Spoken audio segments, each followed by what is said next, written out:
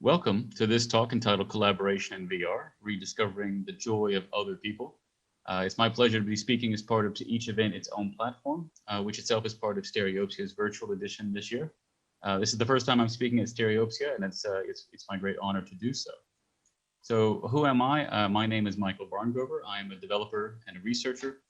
I'm actually based in Istanbul, Turkey, where I coordinate the KarmaLab, which is a mixed reality design research center at Koç University. And I also operate my own independent VR development studio called Raptor Dance Studios.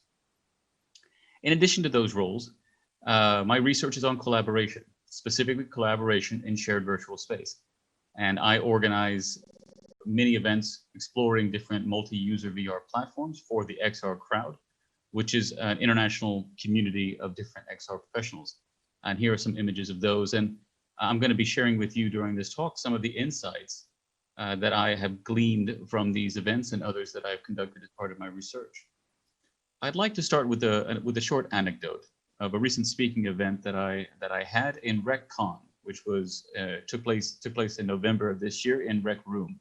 I was speaking with a colleague of mine, Lance Powell, about the role of XR labs in underserved markets like Turkey, where we're both located. And this speaking event was unlike any I've ever had in VR. And I've been in most of the platforms, either leading workshops or giving presentations.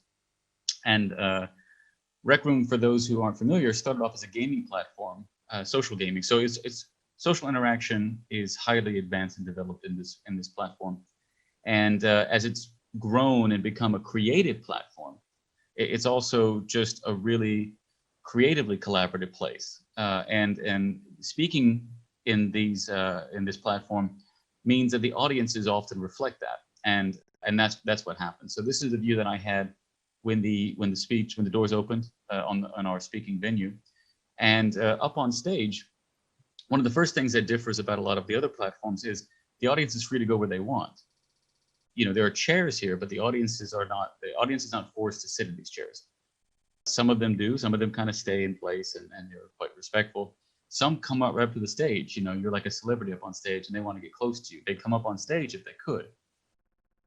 They could send you gifts. And here we see a package actually that Lance received from one of our audience guests. They were sending us gifts that were appearing to us while we're speaking.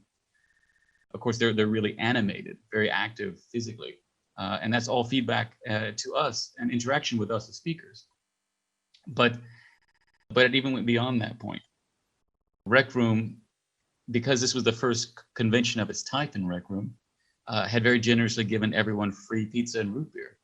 So at a certain point in this talk, and my understanding is in several others, people, as a way, instead of showing like emoticons like you might in Altspace or something, they started throwing root beer bottles, excuse me. So it's root beer bottles at us up on stage as a way of interacting with us. It wasn't done with malicious intent. It was actually done partially, I'm sure, out of boredom, but also as kind of a way of just like, again, just engaging and interacting with us.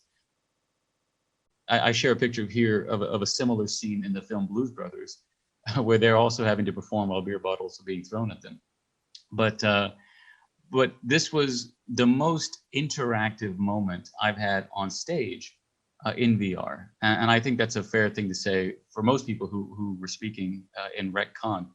And did it facilitate a better presentation? Probably not. Was it more memorable? Absolutely. No question. Was I more engaged with the audience? Was I able to identify the reaction that individuals had? There was much more there experientially. And that's because we want this surprise. Surprise is so important, and it's not always present when we go into a virtual or a digital medium. But in VR, it's particularly important because VR, no matter what headset it is, no matter how small and comfortable or convenient, it's a hassle. It's an extra step one has to do to be present. So you have to justify it. VR must be justified why I'm wearing anything on my head and why I'm giving 100% of my attention to this experience, because VR, unlike other things, demands 100% of your attention when you've got a headset on. You cannot easily be checking your phone, not if you're actively in that experience. you often really can't be using your keyboard, particularly if you're doing room space experiences or working with, you know, room space headsets.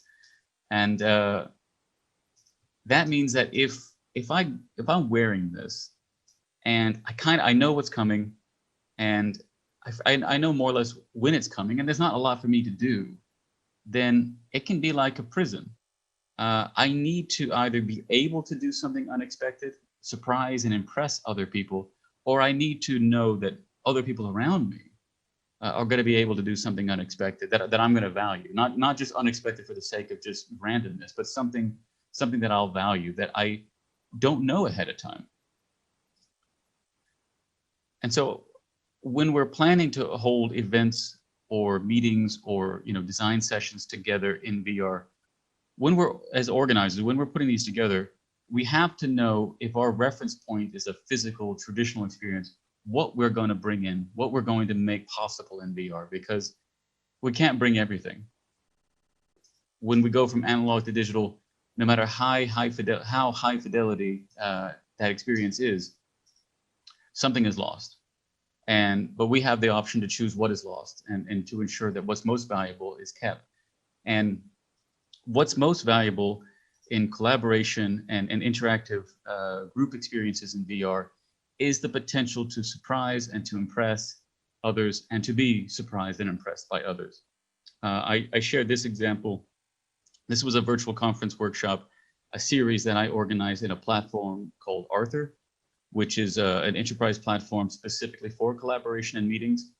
It's kind of a group, Glue and Arthur, and maybe to a lesser extent, things like Spatial and stuff. They focus on giving people advanced functionality to communicate visually, spatially, and to express and develop ideas with others. So in Arthur, when I was organizing these workshops, what really stands out to me about Arthur is that you can be creating what we see here in this right corner here, these spatial designs, spatial diagrams with different types of props. These props can be changed and imported. There's different types of connectors. There's different labeling techniques that you can apply. And this really does go beyond the drawing on a whiteboard or even drawing in space. So the unexpected in a platform like Arthur, which is designed explicitly for meeting and collaboration, is I must be able to express my ideas in a new and unexpected way. And that makes it possible to surprise and impress others with my eloquence. Conversely, in a platform like VRChat, what makes this, what facilitates the unexpected here is the world and the avatars. Famously, VRChat has perhaps the most vibrant collection of avatars of any virtual platform community. These are images from the Venice VR Expanded, which was the VR program as part of the Venice International Film Festival this year, and this took place in September. And so we see here a creative community of directors and curators and artists and actors all working together to explore this world and to network and communicate and basically to lead to new projects. But in VRChat, it's not just about the avatars. The avatars help obviously to explain a little bit about who you are, maybe surprise people with what avatars you found or what avatars you think represent you, or react to someone else's avatars. But VRChat is also a collection of worlds, just like Altspace is becoming now, and like a rec room is. People put together teams and then went off on journeys together, exploring different worlds to further that discussion. So here it's the ability to see new worlds easily to spur collaboration and discussion and brainstorming.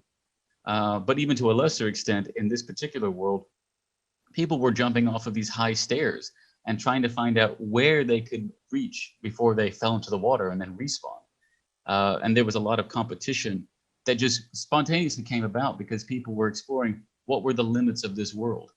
And of course, these formed new groups of people who were attracted and interested in this competition. That's not something probably that the organizers intended, but the organizers knew it could happen in a place like VRChat, and it was one of the reasons why they chose the platform. When we talk about creation and being able to surprise people with what we make, Rec Room and also Neos, which I'm not showing here, but these are two platforms that are really designed around the ability to create in the platform spontaneously, dynamically, not having to preload them.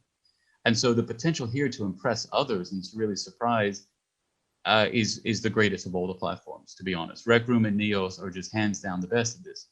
And so here's a workshop that I did with a group of creatives, brainstorming about different things. But of course, in addition to having a whiteboard and to having sticky notes, the traditional things that I brought in, I was very keen to see how people would use the Maker Pen, because the Maker Pen in Rec Room is maybe unlike any other tool in any other platform right now, just this incredibly sophisticated creative tool. And it was something that people played with, specifically because they were really drawn to not knowing what they could do with it and really wanting to take on the challenge of showing off to others something that the other people couldn't make, but they could make because they took the time to learn this tool. But it doesn't always have to be about just tools. Allspace is a great example of a collaborative platform that's really just bare bones, simple. Just put the people in the room. Because the ultimate thing, the ultimate unknown is what other people are going to do and say.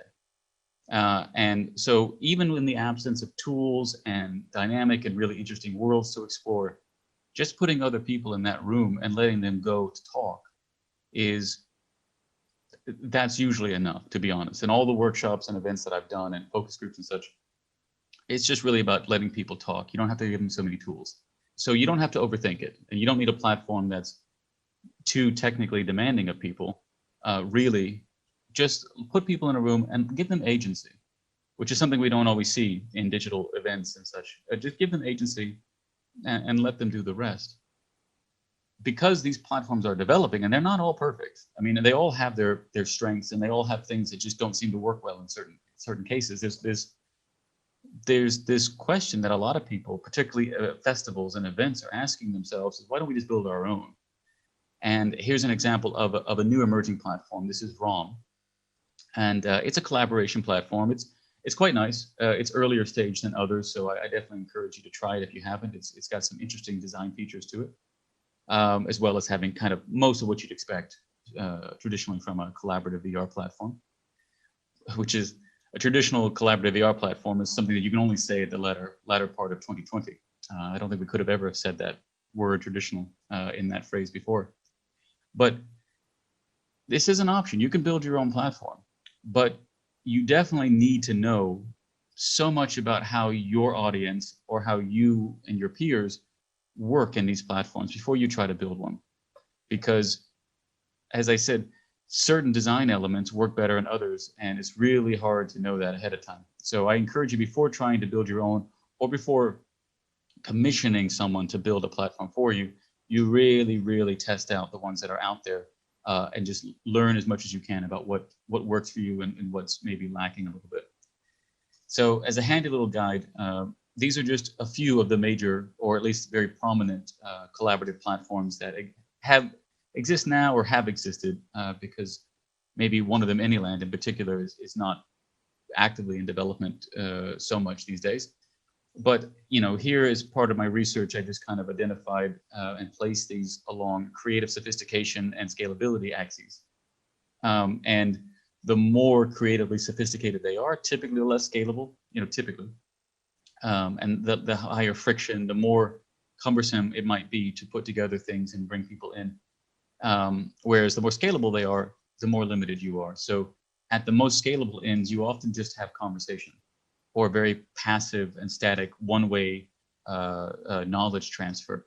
Whereas you get into kind of the meat here in the middle, or again, Neos and where Rec Room is, you get into things that are much, much more dynamic, but similarly, needing a lot more organization to manage and control. So right there in that sweet spot is where you see Arthur, Blue, Meet in VR, right in that sweet spot of sophisticated interactions and functionalities while still being pretty accessible and scalable.